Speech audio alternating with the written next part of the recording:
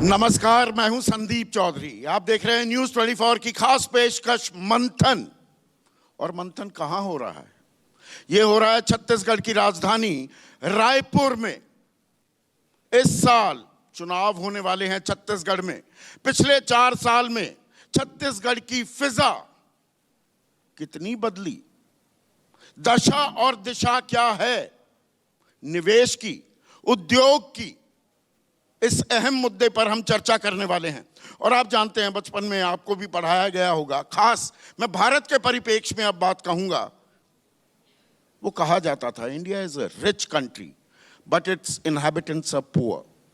यानी कि भारत एक साधन संपन्न, एक अमीर मुल्क है, लेकिन यहां के बाशिंदे गरीब हैं।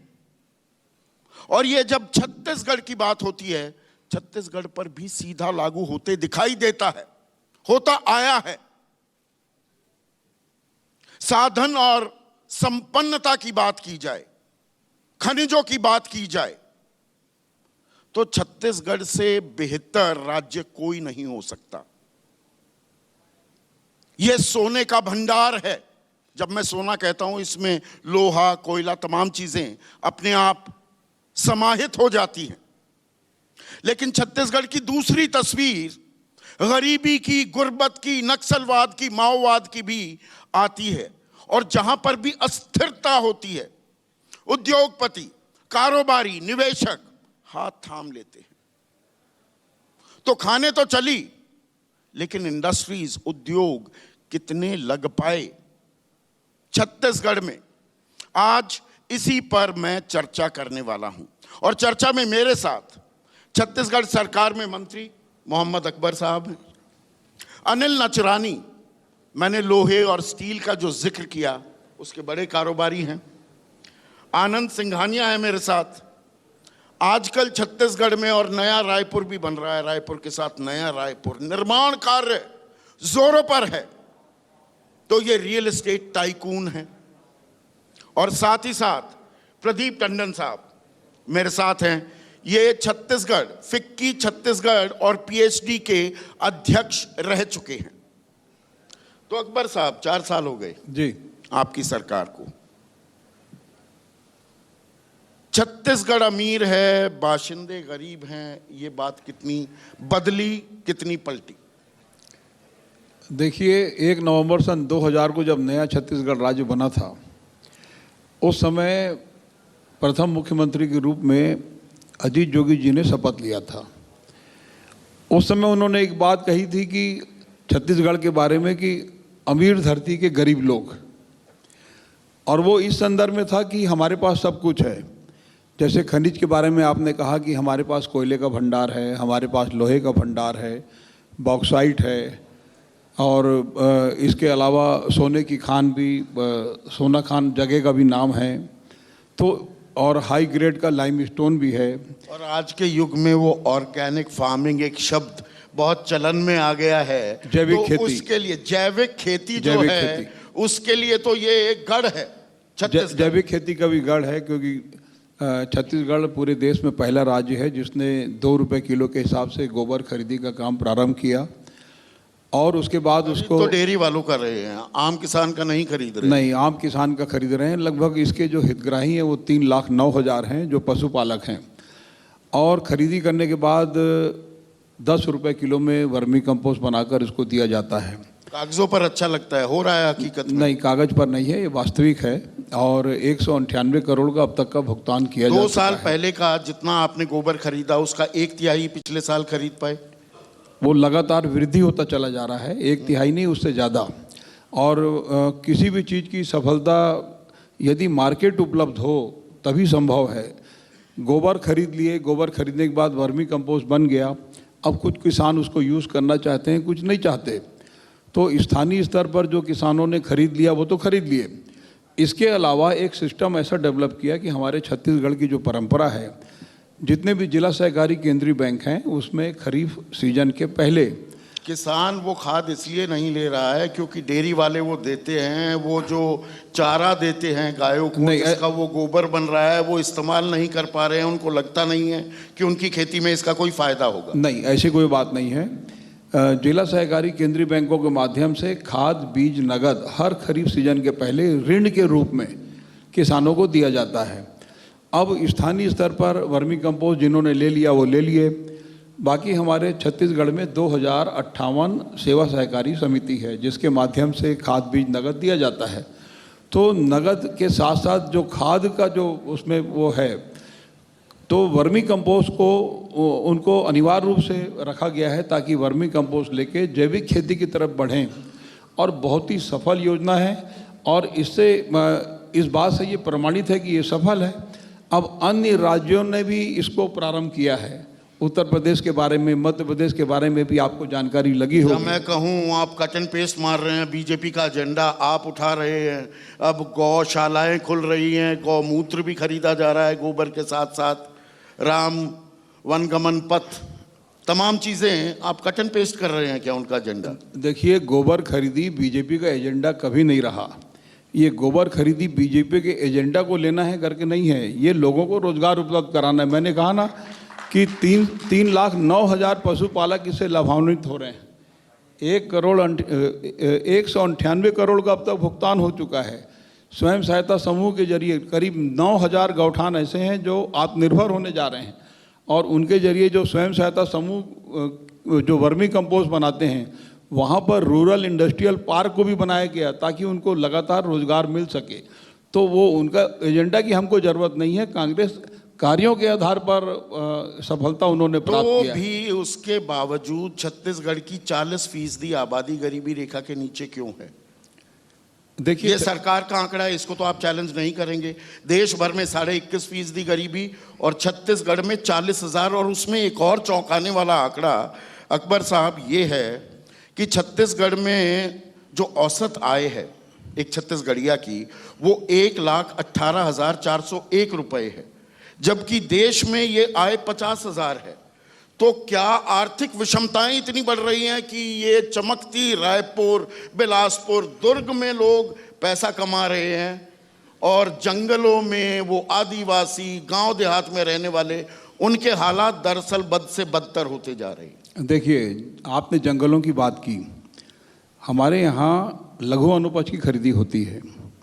139 वन धन केंद्र हैं, 13,900 स्वयं सहायता समूह हैं। अब ये 13,900 स्वयं सहायता समूह में लगभग 10 से 15 लोग हर स्वयं सहायता समूह में हैं। ये ट्राइफेड जो संस्था है, ये हमारे छत्तीसगढ़ की नहीं है, ये भारत सरकार की है। इन्होंने आंकड़े प्रकाशित किए हैं। लगातार 3 सालों से छत्तीसगढ़ पूरे देश का 74% लघु अनुपज खरीदने वाला पहला राज्य है। लगातार 3 साल से हम नंबर 1 में हैं। और केंद्रीय मंत्री स्वयं मुख्यमंत्री निवास पर आकर और उन्होंने हम लोगों को 9 पुरस्कार दिया है। ये हो गया लघु वनोपज की खरीदी के बारे में। अब यदि लघु वनोपज की खरीदी होगी तो निश्चित रूप से वनवासियों के खाते में पैसा जाएगा। दूसरा ये कि तेंदुपत्ता का बड़ा व्यापार हमारे छत्तीसगढ़ में है। 13.5 लाख परिवार हमारे से जुड़े हुए हैं। चुनाव के समय हम लोगों ने वायदा किया था कि जो संग्रहण मूल्य तेंदुपत्ता का है वो प्रति मानक बोरा हम 2,500 से बढ़ाकर 4,000 करेंगे। और सरकार बनने के बाद से अब तक लगातार 4,000 के हिसाब से प्रति मानक बोरा के हिसाब से हम क्यों नहीं बढ़ रही है अकबर साहब? आमदनी तो बढ़नी चाहिए। आमदनी बढ़ रही है। और तो गरीबी रेखा से नीचे 40% नहीं, सुनिए ना, तो 13.5 लाख परिवारों को 4,000 के हिसाब से लगातार भुगतान किया जा रहा है। ये हो गया तेंदुपत्ता का। अब इसके अलावा जो चुनाव के समय ये कहा गया कि हम 2,500 रुपये प्रति क्विंटल में धान खरीदेंगे। सवाल इस बात का है कि क्या चुनाव के बाद से अब तक 2,500 रुपये के हिसाब से सरकार भुगतान करने में सफल है? तो मेरा कहना है कि जी हाँ, हम सफल हैं। पहली बार 2019 में जब धान खरीदी हुई सीधे 2,500 रुपये प्रति क्विंटल के हिसाब। 2740 की दाम चल। आप सुनिए ना, उसमें कठिनाई क्या क्या है वो भी मैं आपको बता देना चाहता हूँ। 2,500 रुपये प्रति क्विंटल के हिसाब से हमने खरीदी की है 2019 में। जब 2020 में खरीदी की बात आई तो भारत सरकार की तरफ से चिट्ठी आई कि यदि समर्थन मूल्य से अधिक में आप भुगतान करेंगे तो हम आपका चावल भारतीय खाद्य निगम में जमा नहीं लेंगे। अब धान खरीदी का सिस्टम यह है कि भारत सरकार की तरफ से छत्तीसगढ़ सरकार को किसी प्रकार का कोई लोन नहीं मिलता, कोई सहायता नहीं, कोई अनुदान नहीं। 20 से 25 हज़ार करोड़ का कर्ज छत्तीसगढ़ की सरकार लेती है। अब भारत सरकार का रोल केवल इतना है कि जब हम धान खरीदी करें, कस्टम मिलिंग कर लें, चावल बना लें, तो भारतीय खाद्य निगम में हमारा चावल जमा ले लें और जितना भी हमारा व्यय हुआ है, खर्च हुआ है, पूरा चावल बनाए तक खरीदी से लेकर वो पैसा हमको दे दिया जाए। कितना, बस इतना ही उनसे सहायता हम चाहते हैं। तो ये जो ग्रामीण अंचल की जो अर्थव्यवस्था है, और ये बहुत ही अहम टॉपिक हो जाता है, अभी मेरे पीसीआर वाले भी प्रॉम्प्ट कर रहे हैं, नई इंडस्ट्रीज़ की थोड़ी बात करो। वो भूल जाते हैं कि फार्मिंग से बड़ी कोई इंडस्ट्री नहीं है, और जो उद्योग यही आमदनी बढ़ाने का बहुत बड़ा जरिया भी होता है। तो वहाँ तो आप कदम उठा रहे हैं, लेकिन अब मैं अगर जिसे हम निवेश समझते हैं, ये काला सूट गुलाबी अखबार वाले जब भी कारोबार की, उद्योग की, इंडस्ट्रीज़ की, इन्वेस्टमेंट की बात करेंगे तो उन्हें शहर के अलावा कुछ दिखाई नहीं देता। इन्वेस्टमेंट आप कितनी लेकर आ पाए? देखिए, इन्वेस्टमेंट के बारे में मैं जानता था कि आप ये पूछेंगे, हालांकि ये मेरा विभाग नहीं है, ये मेरा विभाग नहीं है, लेकिन फिर सरकार आप हैं। हाँ, सरकार है और उसका जॉइंट रिस्पॉन्सिबिलिटी होता है। सारे लोगों को जानकारी होना चाहिए। 4 वर्षों में 2645 औद्योगिक इकाई इस यहाँ स्थापित हुई है। इसके अलावा आप निवेश की आप जानकारी चाहेंगे तो 35,934 करोड़ और 47,187 लोगों को इसमें रोजगार मिला है। ये मतलब ये 4 सालों का है। अब इसके लोगों को रोजगार मिला है? 47,187। ये जो अभी के निवेश ये 4 सालों का है, बाकी तो रोजगार का क्रम चल रहा है। अब रोजगार में यदि आप बोलेंगे तो गोबर खरीदी का, यदि मान लो कोई गोबर खरीदी हो रही है, वर्मी कंपोस्ट बन रहा है, बेच रहे हैं, रूरल इंडस्ट्रियल पार्क है, वो सभी रोजगार में आता है। हाँ। रोजगार का मतलब सरकारी नौकरी नहीं, निवेश का मतलब ही रोजगार है, रोजगार का मतलब रोजी रोटी है, रोटी। यही जो अर्थ है, यही असल जिंदगी को प्रभावित करता है। तो ऐसे में अनिल नचरानी साहब, अब मैं थोड़ा सा स्पेसिफिक सेक्टर वाइज भी चलता हूं। आयरन और स्टील की बात करें, मैं कुछ आंकड़े खंगाल रहा था। भूपेश बघेल सरकार ने 189 MOU किए हैं, मेमोरेंडम ऑफ अंडरस्टैंडिंग। भारी भरकम शब्द है, कई बार बेमानी भी साबित हो जाता है। MOU के मायने कुछ नहीं, कागज की टोकरी में भी चले जाते हैं। एक अंडरस्टैंडिंग है, वो जमीन पर कितनी उतरती है। लेकिन 189 MOU किए, उसमें से 102 वो स्टील से जुड़े सेक्टर, आपके जुड़े सेक्टर से है। 78,000 रोजगार भी आ जाएंगे, 61,000 करोड़ रुपए आएंगे। कितने आए दरअसल? देखिए, मैं आपको बताऊं, अगर पिछले 4 सालों मैं जैसे इंडस्ट्री को लीड करता हूं, छत्तीसगढ़ की इंडस्ट्री को, पिछले 4 साल में जो MOU हुए हैं, आपको आश्चर्य होगा सुन के, 40% MOU के ऊपर काम बहुत स्पीड से चल रहा है। यानी वो उनकी एनवायरनमेंट क्लियरेंस भी हो गई है, फील्ड में प्लांट के इक्विपमेंट लग रहे हैं और बहुत आगे बढ़ गए हैं। प्रोडक्शन स्टार्ट भी हो गए हैं कुछ 8-10 उद्योगों के। तो स्टील के फ्रंट पर अगर मैं आपको बताऊं तो हिंदुस्तान में छत्तीसगढ़ लीड करता है स्टील में। हम देश का 26% स्टील हम बनाते हैं और देश को देते हैं। आज आम आदमी के घर में जो छड़ लगती है मकान बनाने में, वो छत्तीसगढ़ के लोहे की ही रहती है मैक्सिमम। तो छत्तीसगढ़ में हम गर्व के साथ कह सकते हैं कि स्टील के फ्रंट पर हम सबसे अच्छा परफॉर्म करते हैं पूरे देश में। और कोविड ने कितनी मार मारी, फिर कमर टूटी आपकी, ये तो मानेंगे आप? बहुत अच्छा क्वेश्चन है आपका। कोविड के वक्त पूरे देश में हाहाकार मच गया था। पहला 15 दिन हमको अच्छे से याद है कि हम इतना घबरा गए थे कि हम ये सोच रहे थे कि हम सैलरी कैसे देंगे लोगों की। लेकिन मैं आपको सुनाऊंगा तो आपको आश्चर्य होगा, 15-20 दिनों बाद ही हमारे प्लांट वापस चालू हो गए। गवर्नमेंट ने हमको सपोर्ट किया, लोकल एडमिनिस्ट्रेटिव कलेक्टर जो टीम रहती पूरी, उन्होंने सब ने सपोर्ट किया और छत्तीसगढ़ में उद्योग 1 महीने के अंदर वापस चालू हो गए। और तो और जो आप इसके पहले विषय में बात कर रहे थे कि जो पलायन होकर लोग वापस आए ना, आपको आश्चर्य होगा सुन के, क्योंकि उनको वापस उद्योगों में नौकरी दी हमने। जो बाहर पलायन कर चुके थे वो वापस छत्तीसगढ़ में आके उद्योगों में उन्होंने रोजगार मिला उनको, और आज वो यहीं हैं, बाहर नहीं गए हैं फिर से। तो बहुत अच्छा काम हुआ है उद्योग में।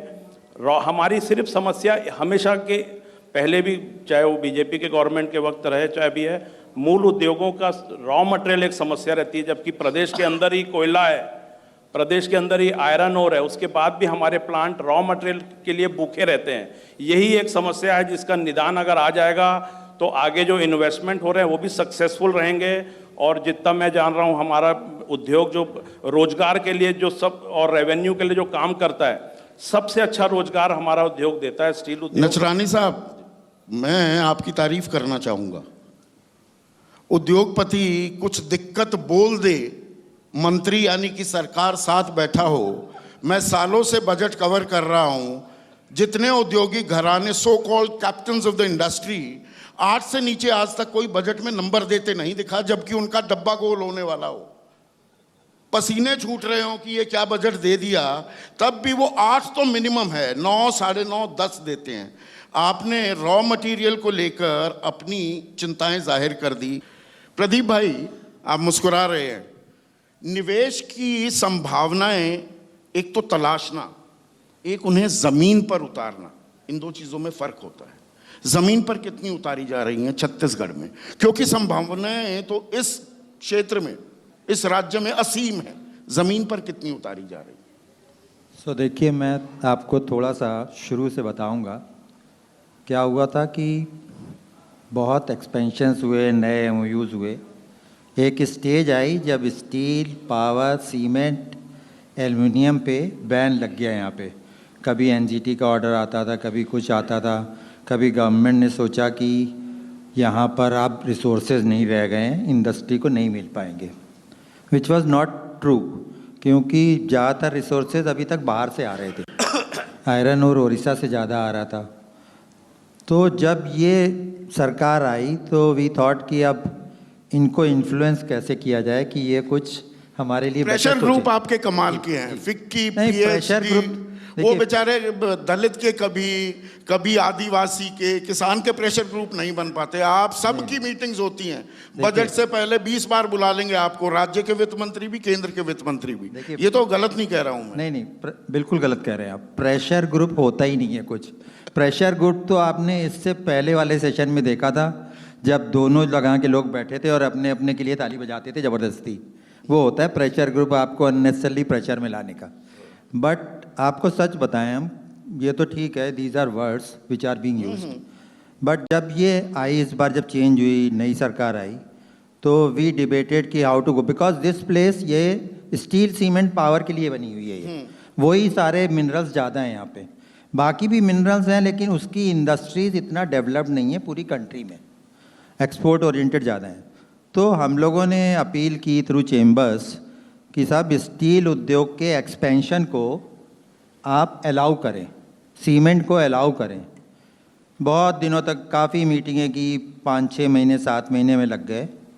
एंड में गवर्नमेंट रियलाइज की what they are saying, let's try.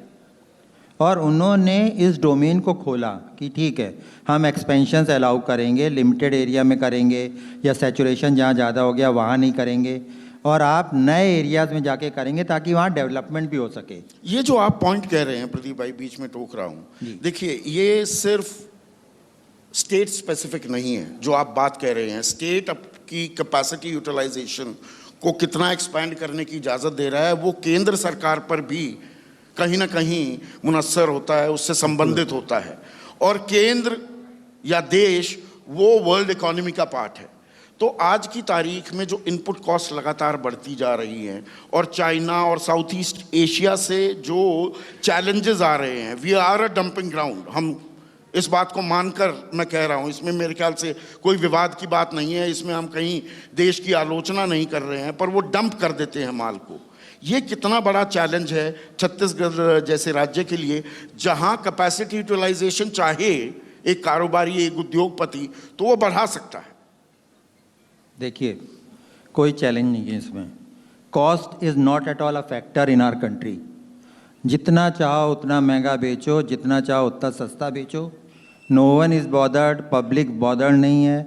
सारे इलेक्शंस हो जाते हैं, लोग वोट भी दे देते हैं, कोई बोलता नहीं महंगाई क्या है, वो कोई इशू नहीं है। अब एनफ इनकम है लोगों की, ऐसा लगता है, और एनफ पैसा खर्च करने के लिए वो रेडी हैं। आप कोई भी मार्केट रेट कर लो, उस पर माल बिकेगा। सबूत इस बात का है कि कैपेसिटीज़ दिन पर दिन बढ़ रही हैं, प्रोडक्शन फैसिलिटीज़ बढ़ रही हैं, जो गवर्नमेंट चाहे उसकी क्रेडिट ले ले, चाहे सेंट्रल गवर्नमेंट ले ले, चाहे स्टेट गवर्नमेंट ले ले, बट कुछ चीज़ें हैं जो स्टेट गवर्नमेंट के डोमेन की हैं। जैसे यहाँ पर जो प्लांट हैं उनका आगे फ्यूचर क्या होगा। तो मैं जो कहना चाहता था बेसिकली, इन्होंने जब डोमेन खोला, आप कह रहे थे ना बहुत सारे एमओयू किए, पिछले उसमें भी हो रहा था एमओयू कर लिए, उससे क्या होता है, लेकिन इस बार थोड़ा फ़र्क है। मैं क्रेडिट लेना चाहता हूँ क्योंकि मैंने बहुत सारे रिप्रेजेंटेशन किए एज चेयरमैन ऑफ फिक्की, और गवर्नमेंट ने माने भी कि उन्होंने जो यहाँ पे उद्योग अवेलेबल थे उन्हीं को कैपेसिटी एक्सपेंशन करने का चांस दे दिया। तो जितना पैसा यहाँ पे कमा रहे थे उद्योगपति, वो अब यहीं पर लगा के उसको एक्सपेंड कर रहे हैं। और ये जितने भी एमओयू, आई एम श्योर, जैसे निचरानी साहब कह रहे थे 40% हुए, आई एम श्योर ये सब मटेरियलाइज होंगे, क्योंकि कोई भी साहब बाहर नहीं जाना। राज्य सरकार कितना पैसा खुद निवेश कर रही है, या वो आप यानी कि प्राइवेट इन्वेस्टमेंट पर ज्यादा निर्भर दिखाई दे रही है? क्योंकि राज्य के मैं आंकड़े देख रहा था, कर्ज बढ़ गया है 84,000 करोड़ तक, ये भी पिछले 9 महीने पहले का आंकड़ा बता रहा हूँ, और बढ़ गया होगा। आपकी बजट के मुकाबले 87% debt to budget ratio is 87%। सरकार भी निवेश कर पा रही है या कारोबारियों के हवाले है निवेश? देखिए, सरकार निवेश कर रही है इंफ्रास्ट्रक्चर पे, development of rural area, because हर गांव को हम शहर में नहीं ला सकते हैं। हम शहर को लोड कर दें तो सरकार जो कर रही है, अगर मेरी आप न्यूट्रल ओपिनियन लें, बिल्कुल ठीक कर रही है। गांव में डेवलपमेंट आप करिए, हमसे जो टैक्स कलेक्ट हो रहा है उस टैक्स को आप स्पेंड करिए, don't expect anything else from us. हमारी तो यही विनती रहती है और यही वो कर भी रहे हैं। तो उस हिसाब से क्या होता है कि अगर हमारा प्रोडक्शन कैपेसिटी वो बढ़ाते हैं, उनका टैक्स कलेक्शन बढ़ता है, CSR फंड बढ़ता है, रॉयल्टीज़ बढ़ती हैं। और अभी आपको बताएं, जो हम लोगों ने रिक्वेस्ट की कि आप मिनरल रिसोर्सेज को ऑक्शन करिए जल्दी जल्दी। So in the last 2 years government auction का जो ये कोलगेट तमाम जो घोटाले आते हैं, नहीं। उसका कितना बुरा असर पड़ता है छत्तीसगढ़ जैसे राज्य पर? क्योंकि फिर वो नीलामी, टेंडरिंग प्रोसेस बदले जाते हैं। जब प्रक्रियाएं बदली जाती हैं तो 2-4 साल 5 साल तो पता भी नहीं लगता कि कैसे निकल गए। बिल्कुल ठीक कह रहे हैं आप। करीब 2.25 साल 2.5 साल इसमें ख़राब हो गए इसको रेगुलाइज करने में। अब जब ये स्टेबलाइज हो गया, गवर्नमेंट ने आपको बताएं, अभी हमने रिसेंट भी दिया था रिप्रेजेंटेशन, करीब 20 माइंस ऑक्शन कर दी गवर्नमेंट ने पिछले 1.5-2 साल में। इस 20 माइंस से alone about 5200 crore every year इनको प्रीमियम और रॉयल्टी सेस ही आएगा। सो सोर्स ऑफ इनकम भी बढ़ाया इन्होंने। ठीक है, ये जहाँ चाहते हैं उसको खर्च करें, that's not an issue, but industry will pay directly every ton we mine, we will pay say 60%, 50%। Big ticket investment क्यों नहीं आ रहे? सॉरी, बिग टिकट इन्वेस्टमेंट क्यों नहीं आ रहा? देखिए, बिग टिकट के बहुत सारे सर्कमस्टांसेस होते हैं। थोड़ा सा लैंड लॉक्ड है ये एरिया छत्तीसगढ़। यहाँ पर कनेक्टिविटी इश्यूज हैं, लाइक आपका पोर्ट कोई भी नियरेस्ट खनिज, यहाँ पर चीप लेबर अवेलेबल, पढ़े लिखे लोग भी हैं, यहाँ के जो लोकल कारोबारी हैं वो पैसा लगाने को तैयार। बिग टिकट इन्वेस्टमेंट क्यों नहीं आता? इसलिए कि सर जो भी यहाँ पे बनता है वो यहाँ से 1000 किलोमीटर दूर में जाके बिक रहा है। So that freight cost adds to the value और हमें नॉन कम्पिटिटिव बना देता है वो। इसलिए यहाँ पर अभी आज ये हरियाणा पर, पंजाब पर लागू क्यों नहीं होता प्रदीप? क्योंकि हमारा माल भी वहीं जा रहा है। हरियाणा, पंजाब, उत्तर प्रदेश, तमिलनाडु, हम जो भी यहाँ पे बनाते हैं स्टील वो वहीं जा रहा है, दिल्ली, बॉम्बे। तो हम इसमें बस एक यही चीज़ है जिसमें बीट आउट हो जाता है छत्तीसगढ़।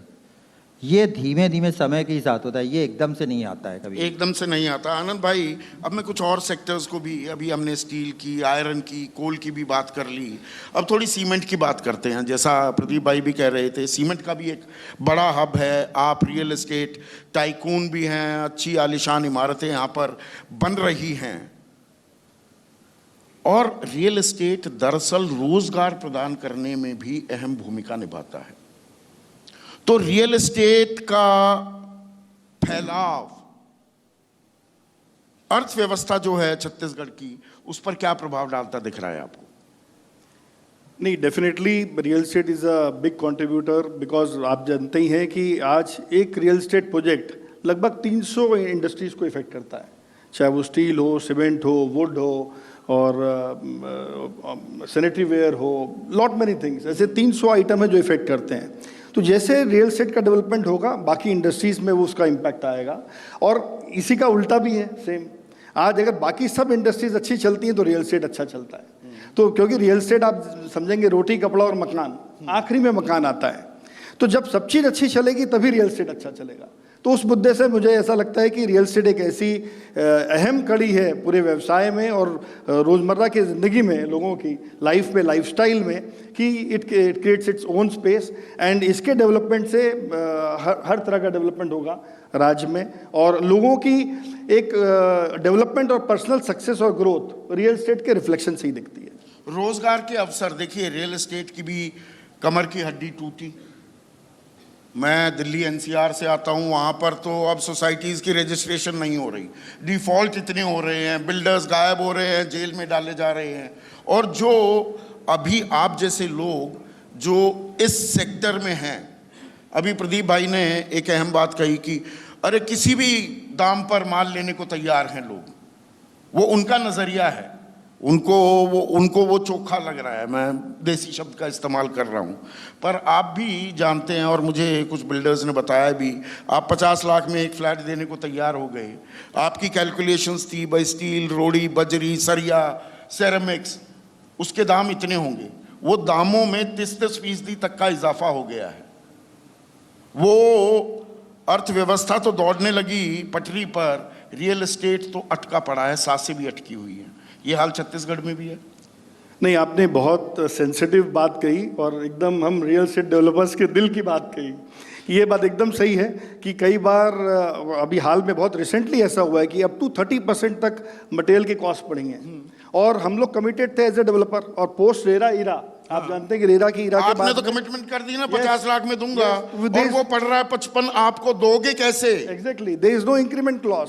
तो ये एक बहुत टफ टाइम था, जो आपने बहुत सही पॉइंट रेज किया कि अभी 2 साल के अंदर में इतने ज़्यादा चेंजेस आए हैं और इतने ज़्यादा फ्लक्चुएशन इन प्राइजेस। चाहे स्टील हो, स्टील में 50% तक इंक्रीमेंट आया विद इन अ मंथ, और केबल्स में, सैनिटरी वेयर में, इलेक्ट्रिसिटी में, इलेक्ट्रिकल, सभी जगह इंक्रीमेंट आया, but we were bound to deliver.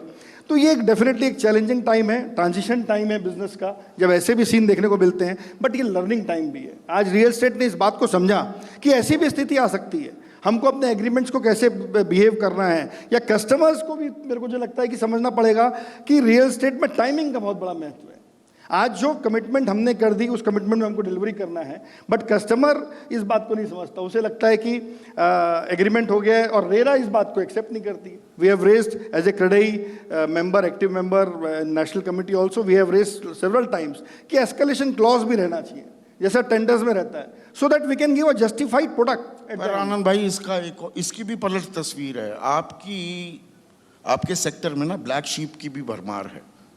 वो सपनों का घर दिखा देंगे, बनता है नहीं। आम आदमी का भरोसा भी टूटा है इस सेक्टर से, ये मानेंगे आप? भाई साहब, आपने बात कही जरूर सही है एकदम, लेकिन ये पुराने जमाने की बात हो गई। रेरा की इरा में ऐसी तो कोई बात ही नहीं है। इतना फेयर, इतना ट्रांसपेरेंट वर्किंग है। मुझे लगता है रेरा एक ऐसा प्लेटफॉर्म है, हम बिल्डर्स, कुछ बिल्डर्स जब रेरा लॉन्च होने वाला था, इंप्लीमेंट होने वाला था, घबराए हुए थे कि ये क्या हो जाएगा, एक रेड टेपिज्म बढ़ने वाला है। और आप आश्चर्य करेंगे, कम से कम छत्तीसगढ़ में तो मैं दावे के साथ कह सकता हूँ ये परिस्थिति कि रेरा ने आके सर्टिफाई कर दिया हम बिल्डर्स को, if a project is RERA registered, it is at par with anything. चलिए, और हम जो बात बोल रहे हैं कि वो बिल्डर्स की दिक्कत नहीं, देखिए छत्तीसगढ़ के परिप्रेक्ष्य में भी थोड़ा सा और बढ़ाते हैं चर्चा को। मैं कई बार ये बात बोलता हूँ कि हमारा देश 2 हिस्सों में बटा हुआ है। एक है इंडिया, चमचमाता हुआ, जगमगाता हुआ, शहरों में रहता है, जो किसी भी कीमत पर कुछ भी खरीद लेगा, उसको खाने के वांदे नहीं, रोटी कपड़ा मकान सब इंतज़ाम है। और एक है भारत, जो अंधकार में रहता है, टूटी फूटी सड़कें होती है, पानी नहीं मिलता, बिजली आती नहीं है। ये छत्तीसगढ़ पर भी लागू होता है, शहरों के अलावा जो छत्तीसगढ़ का अंदर का हिस्सा है। और जब हम इंफ्रास्ट्रक्चर डेवलपमेंट की बात करते हैं, आपके सेक्टर की थोड़ी समग्र तस्वीर अब आपसे खिंचवाना चाहूँगा आनंद भाई। तो सड़कों का बनना, बिजली के भी बहुत सारे MOUs हो रहे हैं, सोलार एनर्जी में भी अब निवेश करने की संभावनाएं तलाशी जा रही हैं। तो आधारभूत ढांचा जो है, इंफ्रास्ट्रक्चर में कितना बदलाव आया है, और वो क्योंकि आप रियल एस्टेट से हैं, रियल एस्टेट वाले वहीं पर काम पकड़ेंगे जहां उन्हें पता है कि ये मूलभूत सुविधाएं सरकार ने पहुंचा दी हैं, उससे पहले आप हाथ नहीं लगाएंगे। गलत तो नहीं कह रहा हूं? तो कितना बदलाव देखा है आपने? इंफ्रास्ट्रक्चर डेवलपमेंट में छत्तीसगढ़ बनने के बाद पिछले 20 सालों में अमेजिंग आप अगर छत्तीसगढ़ बहुत दिनों बाद आए हैं तो इस डिफरेंस को आप क्लियरली बता सकते हैं। आज मेरे पास, हम सब के पास, उद्योगपतियों के पास भी, बिजनेसमैन के पास में पूरे इंडिया से कंसल्टेंट्स आते हैं। अभी 2 दिन पहले ही कोई अच्छे कंसल्टेंट आए थे बॉम्बे से। उनका ये कहना था कि हमने इतना नाम सुना है रायपुर का, छत्तीसगढ़ का, पहले और अभी में इतना फर्क आ गया, ऐसा क्यों? यहाँ पे बहुत डिस्पोजेबल इनकम है, यहाँ लोगों के पास बहुत वेल्थ क्रिएशन है, और ये ऐसा अचानक क्यों ग्रोथ आया? तो छत्तीसगढ़ बनने के बाद में पिछले 20 सालों में डेफिनेटली इंफ्रास्ट्रक्चर में बहुत ज़बरदस्त ग्रोथ आया। नया रायपुर अपने आप में एक एग्जाम्पल है। आज कहते हैं नया रायपुर पूरे वर्ल्ड में 4th बेस्ट डेवलप्ड सिटी है, और 20,000 एकड़ का विकास हो जाना, डेवलपमेंट हो जाना, निश्चित रूप से ये सरकार उसमें एक बहुत बड़ा माइनस पॉइंट है कि बसाहट नहीं है नया रायपुर में, उस पर काम हो रहा है ग्राउंड लेवल पे, और वो जैसे ही काम होगा एक अद्भुत शहर हम सबको देखने को मिलेगा। क्योंकि एक रायपुर में या बिलासपुर में या दुर्ग में पुराने शहर में एक लिमिटेशन होती है, जिसको छत्तीसगढ़ ने नया रायपुर को एक पूरे विश्व के सामने प्रेजेंट करके अब मैं इंफ्रास्ट्रक्चर का क्लासिक एग्जाम्पल दिया है। आनंद भाई, आप ही से शुरू कर रहा हूं। आखिरी सवाल मेरा, हम चर्चा किस बात की कर रहे हैं? निवेश का गढ़ छत्तीसगढ़। छत्तीसगढ़ निवेश का गढ़ बने, एक दरख्वास्त, सलाह, जो भी शब्द इस्तेमाल कीजिए, आप छत्तीसगढ़ सरकार को देना चाहेंगे? डेफिनेटली इंफ्रास्ट्रक्चर में और काम करने की ज़रूरत है। घर घर जल, जो जल मिशन में बहुत अच्छे काम करने की ज़रूरत है, उससे निवेश और इंफ्रास्ट्रक्चर बढ़ेगा, लोगों की क्वालिटी लाइफस्टाइल इंप्रूव होगी, और अफोर्डेबल हाउसिंग पे काम करने की ज़रूरत है। आज हमारी जितनी छत्तीसगढ़ सरकार की ये सब्सिडरीज हैं, चाहे हम आरडीए बोल रहे हैं, एनआरडीए बोल रहे हैं, या हाउसिंग बोर्ड बोल रहे हैं, ये अगर प्राइवेट पार्टनरशिप्स के साथ में काम करती है तो अफोर्डेबल हाउसिंग में बहुत लंबा और बहुत अच्छा काम हो सकता है, जो निवेश की दृष्टिकोण से बहुत अच्छा रहेगा, डेवलपर्स के लिए भी, एंड यूजर के लिए भी। प्रदीप भाई, आपकी क्या सलाह होगी या आपकी डिमांड क्या होगी? कि they should open all doors with minimum regulation. लोगों को जो करना चाहते हैं करें, क्योंकि निवेश हम कर रहे हैं, हम इनसे कोई मदद नहीं मांग रहे हैं। सिर्फ गवर्नमेंट से हमें लैंड की वो रहती है कि हेल्प करें, हमें लैंड एक्विजिशन अच्छे से हो जाए हमारा, बाद में सारा निवेश हमें करना है। They should open the doors, free mind से लोगों को काम करने दें। लाल फीताशाही कम हो। नचरानी साहब। अगर बहुत अच्छा सवाल साहब ये आपने किया। अगर मेरे से पूछेंगे कि एक सुझाव मैं अगर सरकार को देना चाहूँ, तो मैं तो सिर्फ इतना दूंगा कि एक कमेटी बनाएं, जो 90,000 करोड़ का इन्वेस्टमेंट छत्तीसगढ़ में आने वाला है अगले 2-3 सालों में। तो एक कमेटी होनी चाहिए जिसमें मंत्री जी को लीड करना चाहिए, क्योंकि मुख्यमंत्री जी बहुत व्यस्त रहते हैं कार्यक्रम में, मंत्री जी को लीड करना चाहिए, साथ में उद्योगपति होना चाहिए, अधिकारी होना चाहिए, और आम जनता और किसान भी होना चाहिए उस कमेटी में। मतलब पब्लिक वो कमेटी अगर रहेगी ना साहब, तो समस्याएं, देखिए समस्याएं तो हर जगह रहेंगी, आती भी रहेंगी, आगे भी आएंगी समस्याएं, उसका निराकरण होना चाहिए।